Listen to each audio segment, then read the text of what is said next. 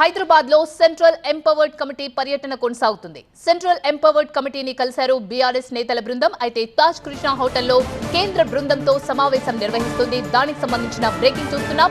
కంచె గచ్చిబౌలి భూములపై కమిటీకి హరీష్ రావు ఆధ్వర్యంలో నివేదిక అందజేశారు. MLA Sabitha Indra Reddy, MP Ravichandra, BRS నేతలు ఆర్ఎస్ ప్రవీణ్ కుమార్, దేవి ప్రసాద్ వెళ్లి రిపోర్ట్ అందజేశారు. ఇవాళ రేపు 2 రోజుల పాటు హైదరాబాద్ లో పర్యటిస్తుంది కేంద్ర కమిటీ. కంచె గచ్చిబౌలి భూముల వివాదంపై అధ్యయనంతో పాటు ప్రజా సంఘాలు, ఆందోళనకారుల నుంచి ఫిర్యాదులు, సూచనలు తీసుకోనుంది ఈ కమిటీ.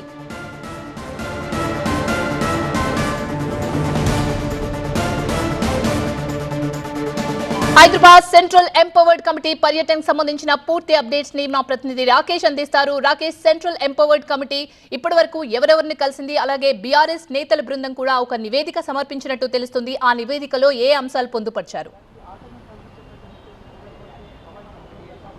బీఆర్ఎస్ నేతలతో పాటు విద్యార్థి సంఘాలు, పర్యావరణవేత్తలు, రకరకాల రాజకీయ పార్టీలకు సంబంధించిన రిప్రజెంటేషన్స్ కూడా తీసుకుంటున్నారు. వాళ్ళ నివేదికలు కంచె గచ్చి భూముల్లో ఏం జరిగింది, మీకేం తెలిసింది, మీ దగ్గర ఆధారాలు ఏంటి, వాటన్నిటిని కూడా అడిగి తెలుసుకుంటున్నారు. ఇప్పటివరకు అక్కడ విద్యార్థి సంఘాలతో భేటీ అయ్యారు. ఇప్పుడే ఇక్కడ తాజ్ కృష్ణకు చేరుకున్నారు. తాజ్ కృష్ణలో రాజకీయ పార్టీలతో సమావేశమైపోయారు. కొంతమంది పర్యావరణవేత్తలు, పర్యావరణ సంఘాలతో సమావేశం కన్నారు. బీఆర్ఎస్ పార్టీ అయితే ఒక నివేదిక తయారు చేసింది కంచె గచ్చిబౌలి భూములకు సంబంధించి. దాంట్లో ఏముంది, జంతువులు ఎన్ని ఉన్నాయి, విద్యార్థులు తీసినటువంటి డ్రోన్ ఫుటేజ్, పోలీసులు చేసినటువంటి లాఠీ చార్జ్, అక్కడటువంటి జింకలు పక్కనటువంటి కాలనీలోకి, ఇళ్లలోకి వెళ్ళడం, వీటన్నిటిని కూడా ఫోటోగ్రఫీతో పాటు కొన్నేళ్ల చరిత్ర, నిజాం కాలం నుంచి అది కంచె అంటేనే అప్పుడున్నటువంటి నిజాం ప్రభువులు వాళ్ళకున్నటువంటి గుర్రాలను మేపడానికి కేటాయించినటువంటి 400 ఎకరాల స్థలం. అంటే అప్పటి నుంచి ఇప్పటి వరకు అది ఫారెస్ట్ ల్యాండ్గానే ఉంది. అక్కడ జంతువులు ఉన్నాయి. అప్పటి నుంచి ఆ కంచెలాగానే దాన్ని ఇప్పటికీ కూడా రికార్డుల్లో కంచెగానే దాన్ని పిలుస్తున్నారు. కాబట్టి పూర్తిగా జంతువులకు సంబంధించిన స్థలం.